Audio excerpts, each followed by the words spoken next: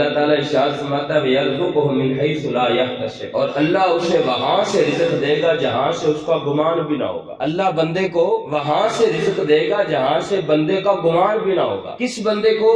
وَمَن يَتَوَكَّلْ عَلَى اللَّهِ فَهُوَ حَسْبُهُ، جو اللہ پر بھروسہ کرے، فرمایا اللہ اسے کافی ہو جائے۔ جو اللہ پر بھروسہ، بھائی ساری مخلوقات تو اللہ کی ہے، ہر چیز تو اللہ نے بنائی ہے۔ پرندے ہیں، اگرچہ وہ ہوا میں اڑتے ہیں، اگرچہ ان کی نظر تیز ترین ہے، جو کچھ بھی ہے اللہ نے ہر ایک مخلوق کو کچھ خصوصیات بخشی ہیں، مگر یہ وہ مخلوق ہے جسے اللہ نے اشرف المخلوقات بنایا ہے۔ تو پھر یہ انسان، وہ سارے پرندے جو اللہ نے اس کے اختیار میں دیے، اس کا قبضہ ہے، ہر قسم کے پرندے پر انسان کا قبضہ ہے۔ تو پھر بس سمجھنا یہ ہے، سوچنا یہ ہے کہ کھیتیاں سرسبز ہیں تیری غذا کے واسطے، چاند سورج اور ستارے تیری ضیاء کے واسطے، زمین پر چلتے چوپائے تیری غذا کے واسطے، بس سب کچھ بنایا تیرے لیے اور تو خدا کے واسطے۔ انسان کی عظمت یہ ہے، اللہ نے ہر چیز انسان کی خدمت کے لیے بنائی ہے، انسان اس سے اپنی خدمت لے، اور انسان کو اس لیے بنایا ہے کہ انسان اللہ پر تکیہ رکھے،